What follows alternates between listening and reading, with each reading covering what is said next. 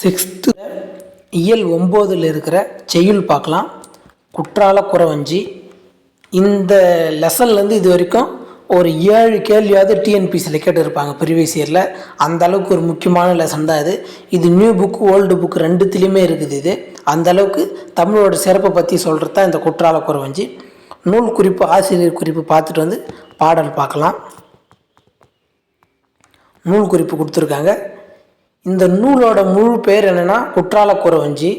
இது குறவஞ்சி என்ற சிற்றிலக்கிய வகை சேர்ந்தது தான் இந்த நூல். திருக்குற்றால குறவஞ்சினா சிற்றிலக்கிய வகை சேர்ந்தது தான் குற்றால குறவஞ்சி. இது குறவஞ்சி என்பது என்னென்னா ஒரு நாடக வகை சேர்ந்த இலக்கியம் தான் குறவஞ்சி என்பது. இந்த நூலோட ஆசிரியர் யாருன்னா திரிகூட ராசப்ப கவிராயர் என்பவர் தான் இந்த குற்றால குறவஞ்சியின் ஆசிரியர். இவர் குற்றால மலை வித்துவான் என்று அழைக்கப்படக்கூடிய அளவுக்கு சிறப்பு பெற்றவர் தான் இவர். ஏன்னா குற்றால மலையை பற்றி அதிகமான பாடல் இடம்பெற்றது இந்த குற்றால குறவஞ்சில் தான். அதனால் திரிகூட ராசப்ப கவிராயருக்கு குற்றால மலை கோயில் வித்துவான் என்ற பட்ட பெயரே இருக்குது. அடுத்தது நம்ம இதில் பார்க்க வேண்டிய முக்கியமானது என்னென்னா, இந்த குற்றால குறவஞ்சி என்னென்னா ஓசை நயமிக்க பாடல்களை உடையது தான் இந்த குற்றால குறவஞ்சி.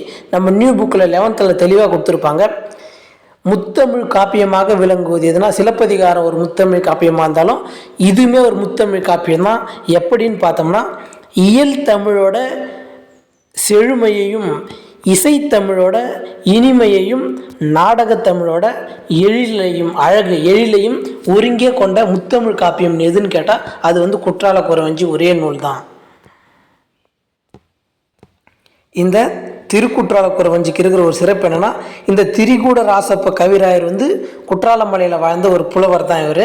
இவருக்கு திரிகூட ராசப்ப கவிராயரின் கவிதை கிரீடம் என்று அழைக்கப்பட்ட நூல் எதுனா இந்த திருக்குற்றால குறவஞ்சி தான். இதெல்லாம் ப்ரீவியஸ் இயரில் கேட்ட கேள்வி. அடுத்தது நம்ம பாடல் பொருள் பார்த்துட்டு பாடல் பார்க்கலாம். இது குற்றால மலையோட சிறப்பையும் அங்கே வாழ்ந்த மக்களோட சிறப்பையும் பற்றி சொல்கிறது தான் இந்த பாடல். முதல்ல இந்த பாடல் பொருளில் ஸ்டார்டிங்கில் அந்த மலைக்கான அறிமுகத்தை கொடுக்குறாங்க, பார்க்கலாம். வளைந்த இளம்பெரியை தன் சடையில் அடைந்த சிவபெருமான் வீட்டிற்கு மாதிரி தான் குற்றால மலை. குற்றால மலையில் வாழ்ந்த திருக்குற்றால குறவஞ்சியில் குற்றால மலையில் எந்த கடவுள் இருப்பதாக சொல்கிறாங்கன்னா சிவபெருமான் தான். மலை இன்னொன்னே நம்ம முருகன்னு போட்டக்கூடாது. திருக்குற்றால குறவஞ்சியில் சொல்லப்படக்கூடிய கடவுள் எதுனா சிவபெருமான் தான் சொல்கிறாங்க. அத்தகைய மலை தான் எங்கள் மலை அப்படின்னு சொல்கிறாங்க. அந்த மலையில் பார்த்தோம்னா நமக்கு தெரியும், வளைந்த இளம்பிறையை தன் சடையில் இருந்தவர் சிவபெருமான் திருவுருவ படம் பார்த்தோன்னா தெரியும். அவரோட சடையில் இந்த மாதிரி பிறை நிலா ஷேப்பும் ஸ்டாரும் இருக்கும். இந்த மாதிரியான இலக்கியங்களை படிச்சுட்டு தான் இந்த மாதிரியான படங்கள்லாம் வரைய ஆரம்பிக்கிறாங்க.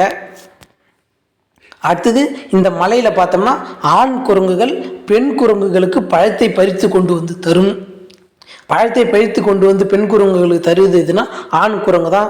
அடுத்தது அதை குரங்குகள் பெண் குரங்குகள் அந்த பழத்தை உண்ணும்போது சிதறும். சில பழங்களை கீழே தவற விடும் இல்லையா? அந்த தவறிய பழங்களை எல்லாம் கேட்டு வானத்தில் இருக்கிற தேவர்கள் அந்த பழத்துக்காக கெஞ்சி நிற்பாங்க. இந்த குற்றால மலையில் சாப்பிட்ற அந்த குரங்கோட மீதி இருக்கிற எச்சத்தை பழங்களை கேட்டு தேவர்கள் வானத்து தேவர்களை கெஞ்சி நிற்பார்கள். அத்தகைய சிறப்பு பெற்றதான் எங்கள் மலை. அடுத்தது நம்ம பார்த்தோன்னா, அந்த உயர்ந்த மலையில் வாழும் காணவர்கள் என்ற இனம் என்ன பண்ணுவாங்கன்னா வானத்தில் இருக்கிற தேவர்களை கண் சிமிட்டி அழைப்பார்கள். எந்தனா அந்த மலையில் வாழக்கூடிய மக்களான காணவர்கள் வானத்தில் இருக்கிற தேவர்களை கண் சிமிட்டி அழைப்பார்கள். யார் சாப்பிட்ட உணவுக்காக தேவர்கள் கெஞ்சி நிற்பாங்கன்னா குற்றால மலையில் வாழ்ந்த அந்த பெண் குரங்குகள் சாப்பிட்ற எச்சத்துக்கு தான் வானத்து தேவர்கள் கெஞ்சி நிற்பார்கள். காணவர்களுக்கு என்னன்னா வானத்து தேவர்களை கண் சிமிட்டி அழைப்பவர்கள் தான் காணவர்கள்னு சொல்கிறாங்க. அடுத்தது பார்த்தோன்னா, அந்த மலையில் எங்கேயும் சித்தர்கள் எல்லாமே இறப்பை நீக்கக்கூடிய மூலிகையை அந்த மலை எங்கேயுமே விதைத்து வளர்த்து வராங்க. அத்தகைய சிறப்பு பெற்ற மலை தான் குற்றால மலைன்னு சொல்கிறாங்க. அடுத்ததாக அந்த அருவியோட அலை எழுந்து கீழே வரத்து பார்த்தா வானத்திலிருந்து இப்படி அருவி கொட்டுற மாதிரியான தோற்றத்தை கொடுக்கும் அப்படின்னு சொல்கிறாங்க. அந்த அலை நீரில் பார்த்தோன்னா கதிரவனுடைய தேர் பூட்டிய குதிரைகளோட கால்களும் அந்த தேரோட சக்கரமும் வழுக்கிற அளவுக்கு அந்த குற்றால மலையில் அந்த வெள்ளம் அந்த பாறையோட அமைப்பு அந்த நிலத்தோட அமைப்புலாம் எப்படி இருக்குன்னா, அந்த நீரில் கதிரவனுடைய தேர் பூட்டிய குதிரைகளோட கால்களும் அந்த தேரோட சக்கரமும் வழுக்கி போகிற அளவுக்கு அது இருக்கும் அப்படின்னு சொல்கிறாங்க.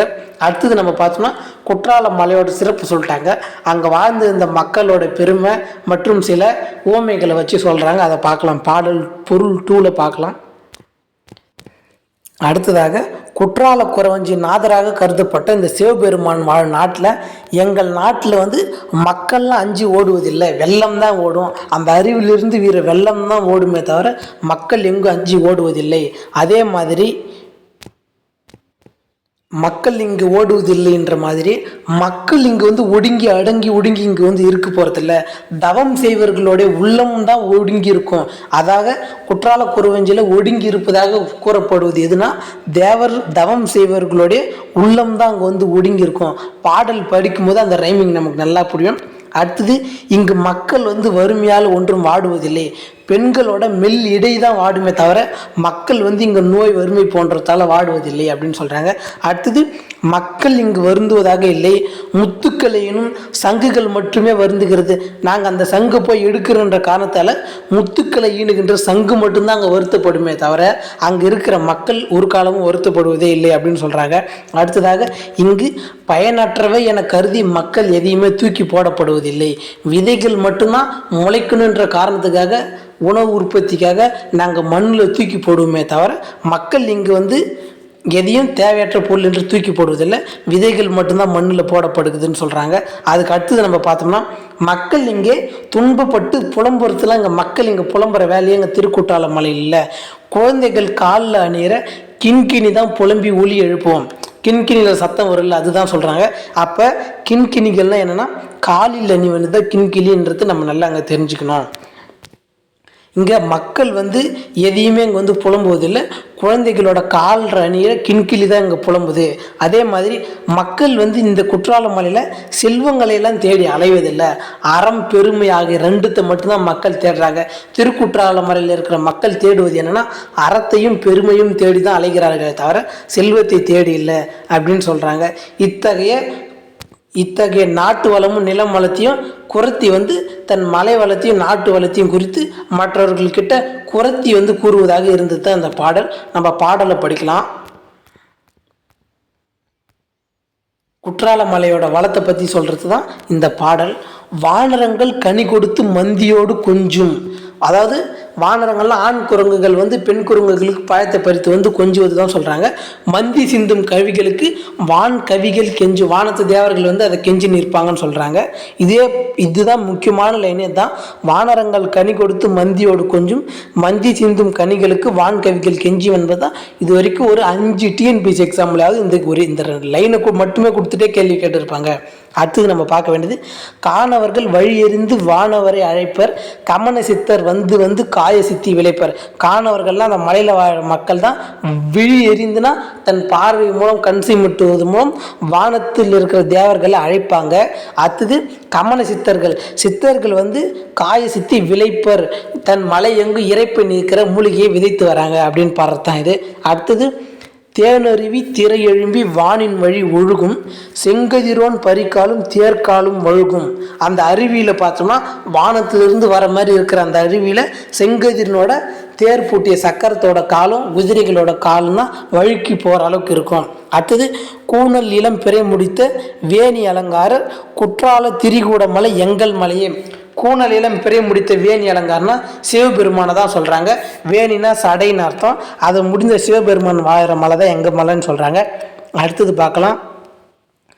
ஓட காண்பது பூம்புணல் வெள்ளம், ஒடுங்க காண்பது யோகியர் உள்ளம், வாட காண்பது மின்னார் மருங்கு, வருந்த காண்பது சூளுலை சங்கு, போட காண்பது பூமியில வித்து, புலம்ப காண்பது கிண்கிணி கொத்து, தேட காண்பது நல்லறம் கீர்த்தி, திருக்குற்றாலர் தென் ஆரிய நாடே. இதுதான் இந்த பாடல். ஓட காண்பது எதுனா வெள்ளம் மட்டும்தான் இங்கே ஓடும், மக்கள் ஓடுவதில்லை. ஒடுங்கிறது எதுனா யோகியர் உள்ளம் என்று சொல்லக்கூடிய தவம் புரிகிறவங்களுடைய உள்ளம் தான் இங்கே ஒடுங்கும். அடுத்தது, வாட காண்பது மின்னார் மருங்கு. மின்னார் மருங்குனா, மின்னார்னா பெண்கள், மருங்குனா இடை, பெண்களோட இடை மட்டும்தான் இங்கே வாடும். அடுத்தது, வருந்த காண்பது சூளுலை சங்கு. சங்கு மட்டும்தான் இங்கே வருந்தி இருக்கும், நம்மளை எடுத்துருவாங்கன்னு. மற்றபடி மக்கள் இங்கே வருத்துவதில்லை.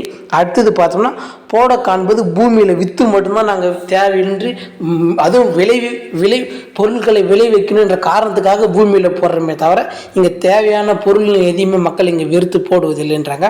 அடுத்தது, புலம்ப காண்பது காண்பது கிண்கிணி கொத்து. புலம்போது மக்கள் இல்லை, குழந்தை காலில் அணியக்கூடிய கிண்கிணி கொத்து தான் புலம்புதுன்னு சொல்கிறாங்க. அடுத்தது தேட காண்பது நல்லறம் கீர்த்தி. தேட காண்பதுன்னா நல்லறமும் கீர்த்தியும் தான் தேட காண்பது. அதாவது அறத்தையும் பெருமையும் மட்டும்தான் அந்த மக்கள் தேடுறாங்கன்னு சொல்கிறாங்க. திருக்குற்றாலர் மலையில் இருக்கக்கூடியது சிவபெருமான் வாழக்கூடிய நாடு தான் எங்கள் மலையில் இருக்குது அப்படின்னு சொல்கிறது திரிகூட ராசப்ப கையராருடைய பாடல். நம்ம இதில் சொல் பொருள் பார்க்கலாம். வானரங்கள் என்பது குரங்குகளை பொதுவாக குறிக்கக்கூடிய சொல்லு தான் வானரங்கள் என்பது. இதில் ஆண் குரங்கு பெண் குரங்குக்கு பழங்களை குறிக்குன்னு சொல்கிறாங்க. மந்தினா பெண் குரங்கு, அதே மாதிரி கடுவன்னா ஆண் குரங்கு. கடுவன் மந்தி தான் இதுக்கு ஆண்பால் பெண்பால். கடுவன்னா ஆண் குரங்கு, மந்தினா பெண் குரங்கு. அடுத்தது வான் கவிகள்னா வானத்து தேவர்கள்.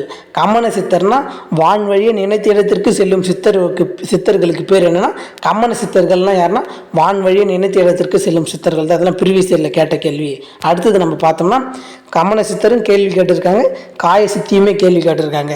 காய சித்தினா மனிதனோட இறப்பை நீக்கி காக்கும் மூலிகைக்கு பேர் தான் காய சித்தி மூலிகை. மலை வளமெங்கும் சித்தர்கள் இறப்பை நீக்கிற மூலிகை விதைத்து வராங்கன்னு பார்த்துருப்போம். அடுத்தது கமன சித்தர்னா வான் வழியை நினைத்த இடத்துக்கு செல்கிற சித்தர் தான் கமன சித்தர். காய சித்தினா மனிதனோட இறப்பை நீக்கி காக்கும் மூலிகை தான். பரிக்கால்னா நமக்கு தெரியும் குதிரை தான். கூணல்னா வளைந்த, கூன் போட்டுட்டாங்கன்னு நம்ம சொல்லல. கூணல்னா வளைந்த, வேணினா சடை. அதான் கூணல் பிறை முடித்த வேணி அலங்காரம்னா வளைந்த பிறையை தன் தலையில் சூடிய வேணி அலங்காரம்னா சிவபெருமானை தான் அப்படி சொல்கிறாங்க. அடுத்தது இதில் மின்னார்னா பெண்கள், ஒடுங்க காண்பது யோகியர் உள்ளம், வாட காண்பது மின்னார் மருங்கு. வாடுவது எதுனா பெண்களோட இடை, அதில் தான் மின்னார்னா பெண்கள், மருங்குனா இடை. மின்னார் மருங்கு, மின்னார்னா பெண்கள், மருங்குனா இடை. சூளுலைனா கருவை தாங்கும் துன்பம் தான் சூளுலை. ஓகே ஃப்ரெண்ட்ஸ், இதோட இந்த குற்றால குறவஞ்சி முடியுது.